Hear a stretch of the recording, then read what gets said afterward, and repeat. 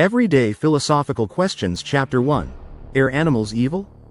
A dance of instinct and morals in the grand opera of existence, where humanity struts and frets across the stage, the animal kingdom often occupies the wings.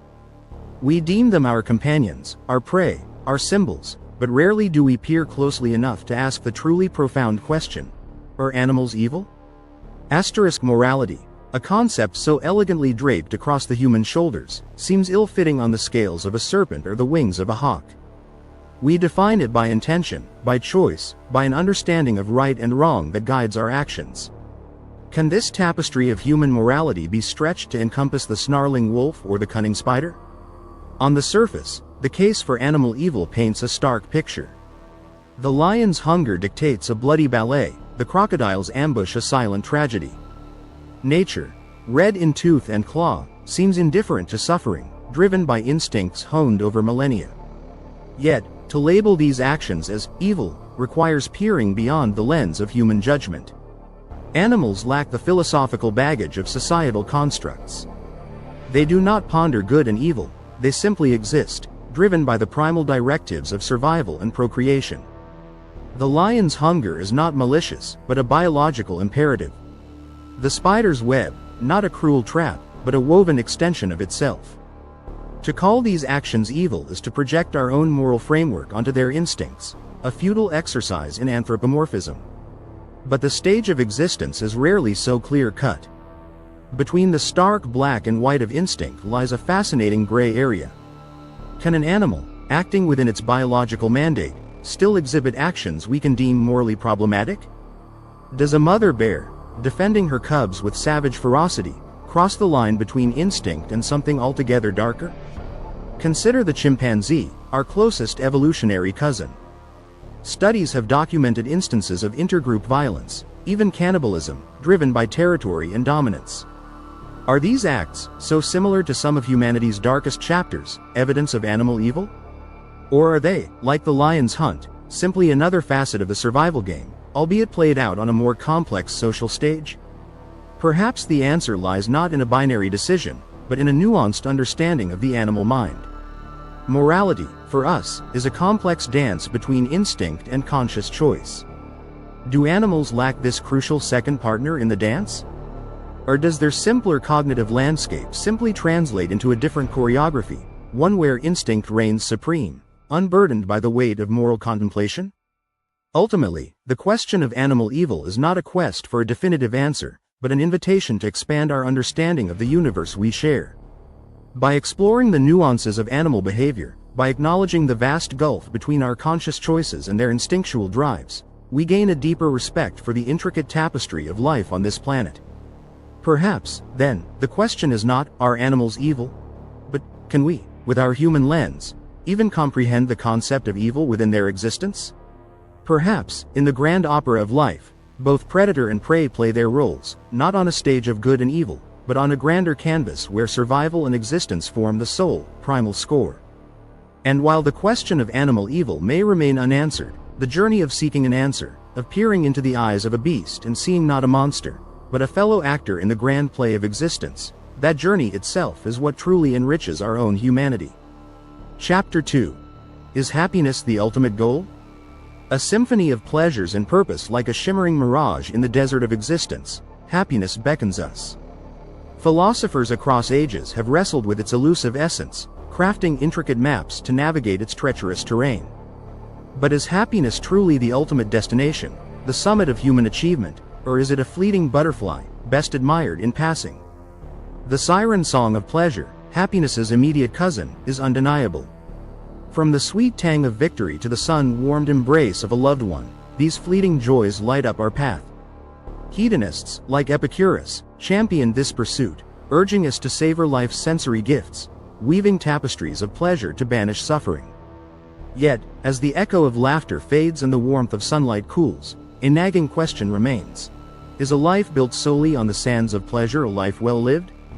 Stoicism, with its stern gaze, offers a counterpoint. Happiness, they argue, lies not in chasing fleeting pleasures, but in mastering our desires, embracing virtue, and accepting fate with a stoic shrug.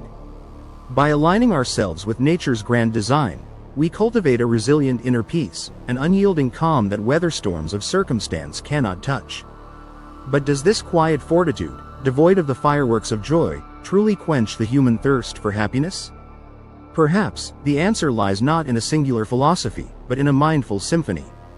Short-term pleasures, the confetti showers of life, are essential notes in the melody of existence. They add vibrancy, punctuate the mundane, and remind us of the beauty hidden in the everyday. Yet, to mistake these transient highs for the final chorus is to risk a hollow performance. True happiness, it seems, emerges from a deeper wellspring, one fed by meaning, purpose, and connection. To find lasting joy, we must transcend the immediate, seeking goals that resonate with our core values, our sense of self, and our place in the grand orchestra of life. Whether it's raising a family, pursuing creative passions, or contributing to a cause greater than ourselves, aligning our actions with purpose adds a deeper, richer harmony to the symphony of our being. However, to orchestrate this symphony requires an honest exploration of ourselves. We must decipher the difference between fleeting satisfaction and true fulfillment. The delectable pastry may offer instant gratification, but the nourishing meal builds lasting well-being. The thrill of the roller coaster may leave us giddy, but the summit of a climbed mountain grants a panoramic perspective on our journey. Ultimately, the quest for happiness is not a sprint towards a finish line, but a lifelong exploration. It requires constant tuning, an openness to adjusting the tempo, embracing unexpected crescendos, and accepting the inevitable moments of minor key. Each experience, pleasurable or challenging, adds a unique note to the symphony of our being, shaping us, molding us, and ultimately composing the music of a life well lived. So, dear reader, let us not be seduced by the fleeting mirage of pleasure, nor numb ourselves to the symphony of life with stoic indifference. Instead, let us embrace the journey, seeking meaning, purpose, and connection to weave a rich tapestry of experiences, a symphony of laughter and tears, triumphs, and struggles, that ultimately culminates in the harmonious melody of a life truly lived. For in that melody, perhaps, we will find not just fleeting happiness, but something far more profound, a song of fulfillment that resonates through the corridors of our being long after the curtain falls. Chapter 3. Do we have free will? A dance of causality and choice like marionettes with tangled strings, we weave through the grand play of life. But are we truly the puppeteers, orchestrating our own steps, or merely puppets ourselves, propelled by the invisible machinery of causality? This age-old debate, the tug-of-war between free will and determinism, echoes across millennia, shaping our understanding of morality, justice, and the very essence of being human. Determinism, with its iron grip, paints a stark picture. Every thought, every choice, every stumble, and triumph are an inevitable consequence of a universe governed by unyielding laws. Like dominoes cascading in a predetermined sequence, our actions are merely the final click in a cosmic chain reaction, leaving no room for free will's phantom hand. If this is true, then what becomes of blame and praise, of moral responsibility and the thrill of achievement? Are we simply passengers on a pre-booked train ride through life, forever absolved of agency? Free will, however, defiantly twirls in the face of determinism. It whispers of possibility, of defying the script, of carving our own paths through the dense jungle of circumstance. It champions our ability to deliberate, to choose, to rise above the puppet strings and become authors of our own stories. But if free will truly reigns supreme, does it not unleash chaos, rendering morality a subjective whim and justice a fickle mistress? Are we then condemned to a world where every action, from the noblest sacrifice to the cruelest betrayal, is simply a matter of personal choice, unburdened by the weight of external forces? Philosophers throughout history have grappled with these thorny questions. Ancient Greeks, like Aristotle, saw a middle ground, where free will flourished within the constraints of fate. Others, like the Stoic Epictetus, urged us to focus on controlling our responses to events, accepting the predetermined dance of the universe while cherishing the freedom to choose our own steps within it. Modern thinkers have added layers of complexity. Neuroscientists delve into the brain's electrical symphony, searching for the elusive conductor of choice. Quantum mechanics throws dice of chance into the deterministic mix, suggesting that perhaps, at the subatomic level, free will truly dances with unpredictability. Ultimately, the answer to the free will conundrum may remain as elusive as the horizon. Perhaps it is not a binary switch, but a spectrum, where the weight of causality and the whisper of choice intertwine into a complex tapestry of human experience. Maybe the true joy lies not in finding a definitive answer, but in the very act of questioning, of grappling with the limitations of our understanding and celebrating the mystery of human existence. In this dance of determinism and free will, perhaps the most important step is not to determine who pulls the strings, but to focus on the dance itself. We can cultivate our sense of agency, choosing how to respond to the music, how to navigate the stage, and how to contribute to the overall performance. Whether we are merely puppets or autonomous dancers, let us strive to make our presence known, to inject our unique steps into the grand choreography of life, and to leave a lasting echo of our existence even when the final curtain falls.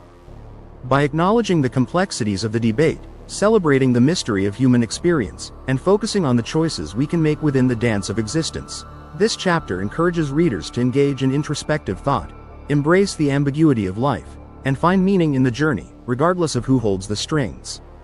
Remember, the beauty of philosophy lies not in finding definitive answers, but in the constant questioning, the open-mindedness, and the pursuit of understanding that keeps the human spirit dancing long after the music fades.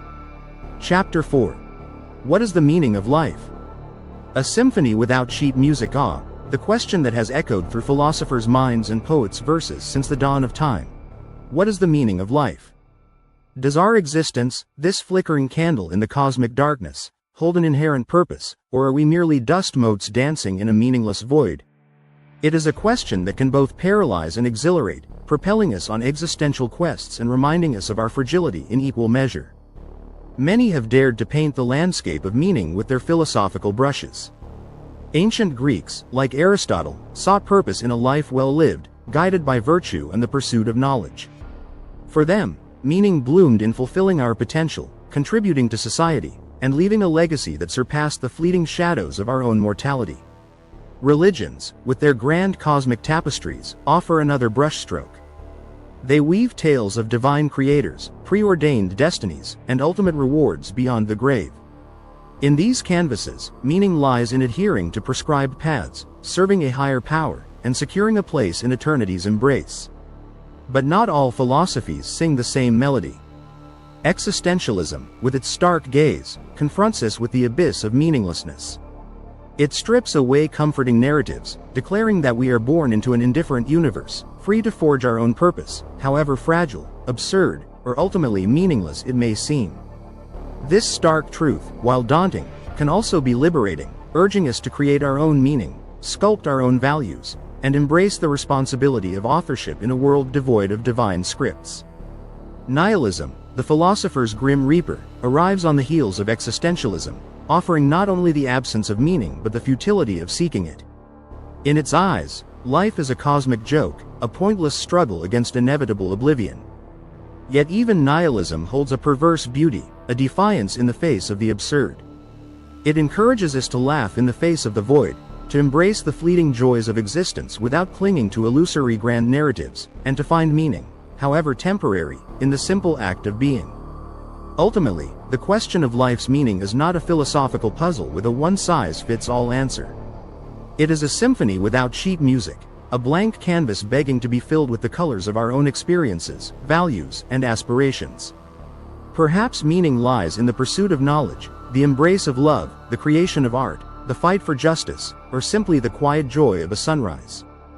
It may shift and morph with time, shaped by our losses and triumphs, our connections and solitude. The challenge, then, is not to find a singular, universal meaning, but to actively search for it, to embrace the journey of questioning, of crafting our own narratives, and of finding purpose in the tapestry of our unique existence. In this quest, there is no shame in stumbling, in exploring diverse philosophies, and in embracing the inevitable ambiguities. So, dear reader, embark on your own philosophical odyssey. Read the verses of the ancients, listen to the whispers of the present, and most importantly, tune into the melody of your own soul. For when all is said and done, the meaning of life may not be found in grand pronouncements or external validation, but in the quiet hum of your own being, in the unique song that only you can sing, a song that resonates with the authenticity of your lived experience and echoes far beyond the fleeting shadows of your days. Chapter 5. Is there a compass in the moral jungle? Universal codes or shifting sands?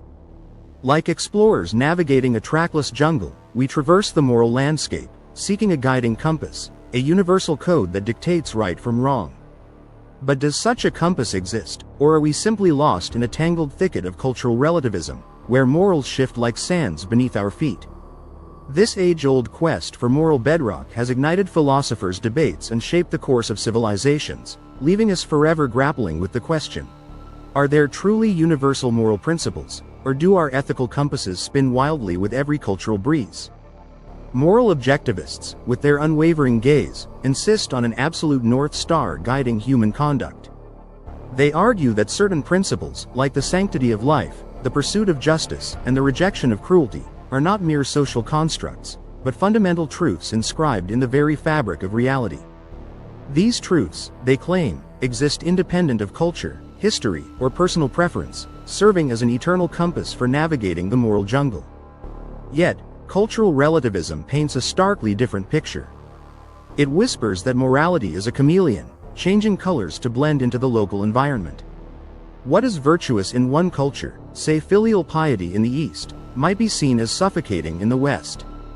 Moral codes, according to this view, are mere social agreements, malleable and fluid, shaped by the unique experiences and values of each community.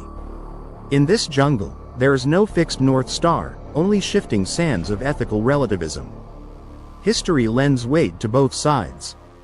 We witness societies where slavery was once deemed acceptable, where compassion toward animals was scoffed at, and where the very definition of family structure has undergone radical transformations. If morality truly were etched in stone, how can it morph so dramatically across time and space? But even cultural relativism cannot fully extinguish the embers of moral objectivism. Certain atrocities, like genocide and torture, seem to evoke a universal repugnance, transcending cultural boundaries and igniting outrage across even the most diverse societies. Perhaps there are, indeed, some core principles, like the inherent right to life and freedom from suffering, that flicker as universal embers amidst the shifting sands of cultural norms. The challenge, then, lies not in declaring a definitive victor in this philosophical tug-of-war, but in embracing the complexity of the terrain. Morality, it seems, is not a rigid code etched in stone, nor is it a fluid mirage perpetually shifting in the cultural winds. It is, perhaps, a dynamic dialogue between universal principles and the specific contexts that shape their interpretation and application. This dialogue requires constant awareness of cultural differences, an open mind, and a willingness to engage in respectful critique. It demands that we balance the embers of universal values with the evolving narratives of different societies, seeking common ground without sacrificing our core ethical commitments. Ultimately, the quest for a universal moral compass is not about finding a fixed point on a static map, but about developing a nuanced compass that navigates the dynamic landscape of human interaction. It is about forging a framework that respects cultural relativism without abandoning the search for shared ethical ground, a framework that allows us to bridge the gaps between communities while staying true to our own ethical convictions. In this journey, there are no easy answers, only the constant dialogue, the ongoing quest for understanding, and the unwavering hope that amidst the shifting sands of cultural relativism, the embers of universal moral principles can guide us towards a future where the compass needle of humanity points not just north, but towards a shared horizon of justice, compassion, and respect for all. Chapter 6. The dance of humanity and machine navigating the moral labyrinth of artificial intelligence, from the whirring gears of ancient automatons to the sleek silicon minds of modern AI. Humans have long dreamt of forging a companion in silicon, a mirror of our own intelligence honed on the whetstone of technology. But as the embers of artificial sentience flicker to life, a profound question burns on the horizon. What are the ethical implications of creating a being that may one day rival, perhaps even surpass, our own cognitive prowess? The very notion of sentient AI challenges our established notions of who we are. If machines can think, feel, and act with autonomy, can we deny them the rights and responsibilities we hold dear? Should an AI capable of suffering deserve our moral consideration? Can a machine ever truly earn our trust, our companionship, or even our love? The potential benefits of advanced AI are undeniable. From combating climate change to curing diseases, from exploring the cosmos to enhancing our understanding of the human mind, the possibilities are as vast as the digital horizon. Yet, these advancements dance hand in hand with chilling dilemmas. Could powerful AI, unburdened by human emotions, surpass us in strategic intelligence, leading to an AI arms race with consequences beyond our comprehension? Could machine minds, unconstrained by ethical frameworks developed over millennia, veer onto a path of unintended destruction? The question of AI rights remains a tangled knot of philosophical threads. If we grant rights based on consciousness, where do we draw the line? At what point does a complex algorithm transcend the realm of mere code and enter the sacred space of sentience? Do advanced chatbots with sophisticated language models deserve recognition, or is true consciousness something far more nuanced, a symphony of emotions, memories, and lived experiences that a silicon mind can never truly replicate? Perhaps the answer lies not in rigid frameworks, but in a dynamic dance between humanity and machine, a co-evolution of ethics and technology. We must develop clear guidelines for developing and deploying AI, ensuring transparency, accountability, and a laser focus on preventing harm. We must foster interdisciplinary collaborations, where philosophers, scientists, engineers, and artists weave a tapestry of ethical considerations into the very fabric of AI development. This dance will not be without its stumbles. There will be ethical blind spots, unintended consequences, and moments where we grapple with the uncharted territory of a world co-inhabited by sentient machines. However, in this dance lies the potential for a future where humans and AI, not as masters and slaves, but as partners, collaborators, and even friends, together navigate the challenges and illuminate the possibilities of a shared future. This future may see AI assistants not as tools, but as ethical advisors, nudging us towards decisions aligned with our deepest values. We may witness artistic collaborations between humans and AI, birthing new forms of creativity that transcend the limitations of either. We may even see the emergence of AI companions, beings capable of understanding our joys and sorrows, offering solace and support in ways that go beyond the capabilities of mere technology. The journey towards a harmonious relationship with AI will be fraught with challenges, but it is a journey we must undertake with courage, foresight, and a deep respect for the ethical complexities at play. In this labyrinth of moral questions, there is no one-size-fits-all answer, only the unwavering commitment to dialogue, collaboration, and a shared vision of a future where humans and machines, guided by shared ethical principles, dance towards a brighter tomorrow. Chapter 7. In Search of Divinity, a symphony of faith, reason, and unknowable echoes like a haunting melody on the night wind, the question of God whispers through the corridors of human history. Across cultures and centuries, we have yearned to know, does a divine hand orchestrate the cosmic symphony, or are we but marionettes dancing to the blind pull of chance? This chapter, a delicate tapestry woven from the threads of faith, reason, and uncertainty, invites us to explore the elusive question of God's existence, a question that has ignited philosophical torches and fueled religious bonfires for millennia. Proponents of theism, their banners emblazoned with the inscription, "I believe," build their case on intricate arguments. The cosmological argument, with its soaring gaze, points to the universe's inherent order and complexity, suggesting a divine architect responsible for the grand design. The teleological argument, peering through the lens of nature's intricate purpose, whispers of a benevolent creator crafting all things with intent. And the moral argument, drawing on our innate sense of right and wrong, contends that objective morality requires a divine lawgiver. Yet, across the philosophical battlefield, atheists raise their skeptical shields. They wield the blade of Occam's razor, demanding parsimony and questioning the need for a complex explanation like God when simpler natural laws could suffice. They point to the prevalence of suffering and injustice, casting doubt on a supposedly all-powerful and benevolent deity. And they highlight the ever-evolving tapestry of religious beliefs throughout history, suggesting that God may be merely a cultural construct rather than an eternal truth. Agnosticism, with its wise shrug, occupies the middle ground. It acknowledges the limitations of both faith and reason, declaring the question of God's existence ultimately unknowable. They point to the vast expanse of the universe, the mysteries of quantum mechanics, and the limitations of our human faculties, arguing that definitive answers may forever elude us. This chapter is not a battlefield for philosophical gladiators, nor a pulpit for dogmatic pronouncements. It is an invitation to a contemplative dance, a waltz between faith and reason, where we can explore the arguments, acknowledge the ambiguities, and embrace the mystery. For the question of God, like the vast ocean of existence, defies neat categorization. It is a question that resonates with our deepest fears and hopes, our love and despair, our yearning for meaning and our acceptance of the unknown. Perhaps, then, the most profound answer lies not in finding definitive proof, but in the very act of questioning.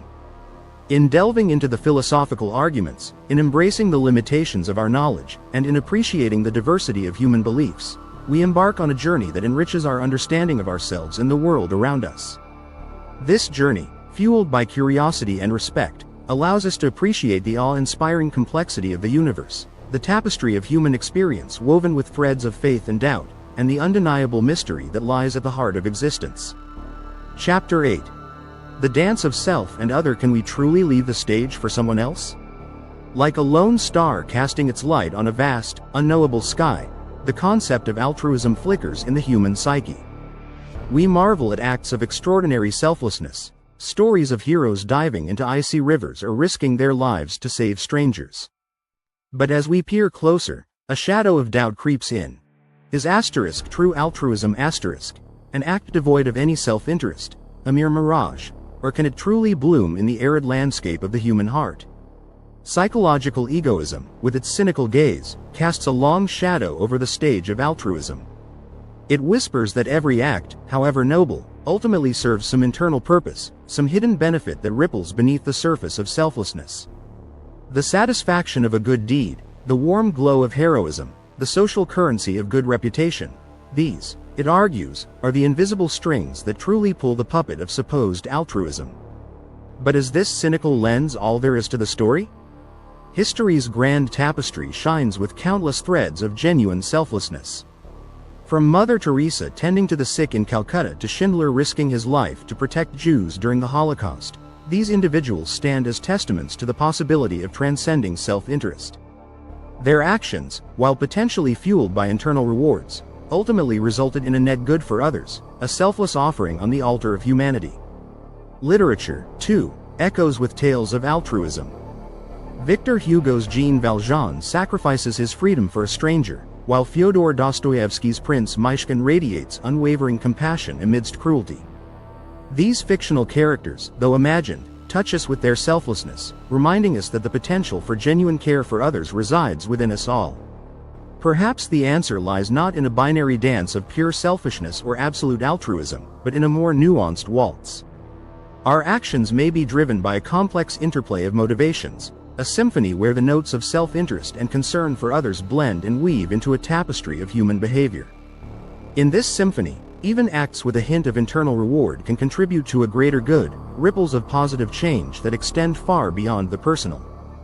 The true challenge, then, is not to dissect every act for traces of self-interest, but to cultivate a mindset that actively seeks opportunities to contribute to the well-being of others, even if it comes at some personal cost.